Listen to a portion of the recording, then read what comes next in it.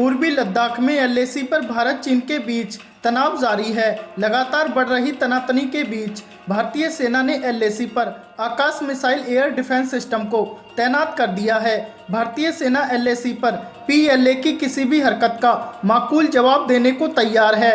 चीन के साथ कई दौर की बातचीत के बाद भी कोई हल निकलता नहीं दिखाई दे रहा है।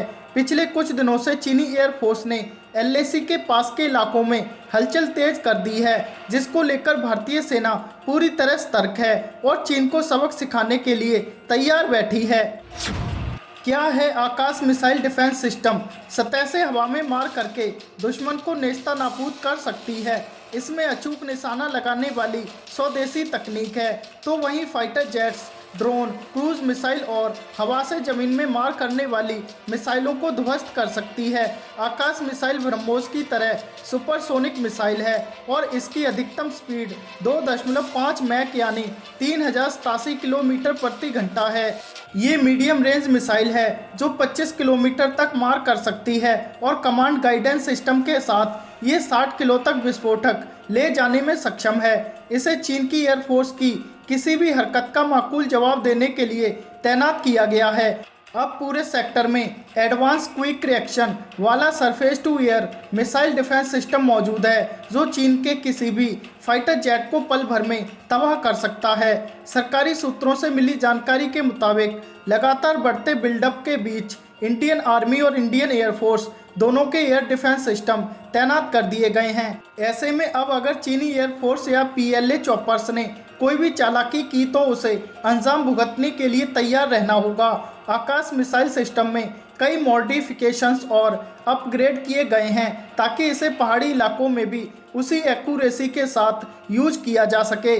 लद्दाख सीमा पर युद्ध का खतरा कितना बढ़ गया है, इस बात का अंदाज़ा इसी बात से लगाया जा सकता है कि 1 महीने के अंदर भारतीय सेना ने 3 डिवीज़न को लद्दाख सेक्टर में एलएसी पर तैनात किया है।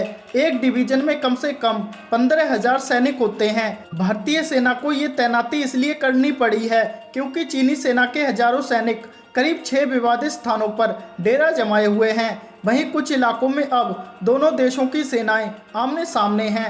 खबरों के मुताबिक भारतीय सेना की 14वीं कोर, जिसका मुख्यालय लेह में है, सेना की 3 डिवीज़न को डीबीओ, चुशूल और दमचौक के बीच आने वाले इलाकों में तैनात कर दिया गया है। इससे पहले कभी भी इतनी संख्या में भारतीय सैनिकों को लद्दाख सेक्टर में एलएसी पर तैनात नहीं किया गया था। दरअसल चीनी सेना उत्तरी लद्दाख में गलवान घाटी और देपसांग, मध्य लद्दाख में हॉट स्प्रिंग्स, पेंगोंग तसो और चुशूल, दक्षिणी लद्दाख में देमचौक और चुमार के इलाकों में डटी हुई है। सीमा पर चीन के लड़ाकू विमान और हेलीकॉप्टर मंडरा रहे हैं। वहीं बताया जा रहा है कि पेंगोंग तसो लेक के विवादित फिंगर 4 इलाके में अब भारत व चीनी सेनाएं आमने सामने हैं। दोनों के बीच दूरी घटकर 300 से 400 मीटर के बीच रह गई है, जो कि काफ़ी नाजुक स्थिति है।